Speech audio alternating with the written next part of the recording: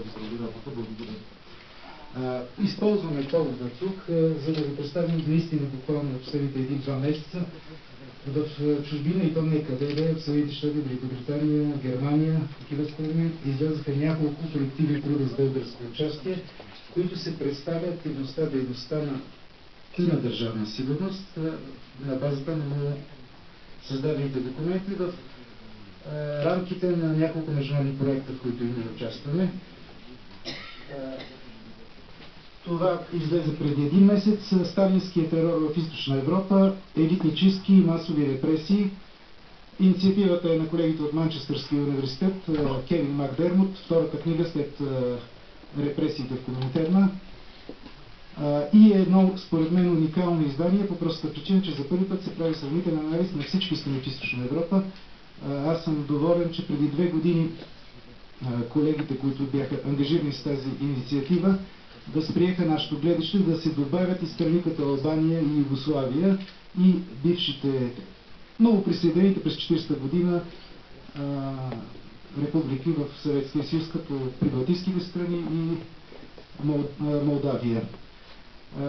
Тази книга, за съжаление, предполагам, че библиотеката на историческия факултет няма да има възможност в настоящата ситуация да си я вземе, тъй като е 60 паунда или $90. Затова един от авторските екземпляри бих искал да подаря на доцент Попнеделев, заедно с още няколко уникални книги. Също това е, предполагам, единствения екземпляр в България, енциклопедия, двутомена енциклопедия на Студената война. Тъй като струва $550, имам само един единствен личен екземпляр, ще го предоставя на доцент Попнеделев и една илюстрована история на Студената война, която е от известната серия на CNN за Студената война, е компания, така да се каже. Както преди малко казах, тези книги, вероятно в цифрово изражение, са повече от месечната заплата на един професор в Софийския университет. И сега още 2 книги, които излязаха. На 27 септември се състоя в Берлин премиерата на тази книга. Въоръжени сили и сили за сигурност, армия и сили за сигурност в Варшавския пакт. Съвместно издание на колеги от тези страни. На 27 септември, както казах, колегата на господин Костадинов, Мариана Биртлер, която е федерален комисар за архивите на Щаси, представи официално тази наша книга, която има, казах, и българско участие.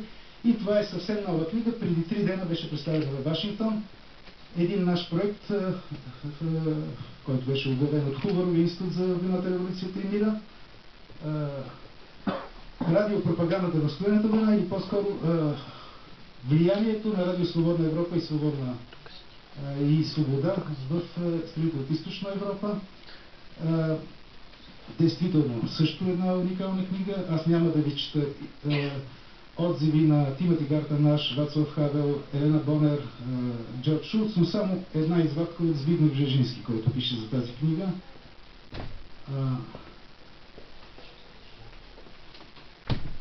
Свидетелствата в тази книга по такъв начин не са само информативни, но и ключови за разбирането на съвременната история. Тук има също редица документи от Държавна сигурност, свързани с Радио Свободна Европа, които в последните 5 години успяхме да подберем, за което благодарим и на колегите от архива на МВР, който ни оказваше съдействие в този период. Така че отново взимам думата от това, което и Христо Христов, и Веселин Целков, и Костин Грозев споменаха. Тези документи, които вече комисията на Кодосиетата ни предоставя на нас, да могат да намерят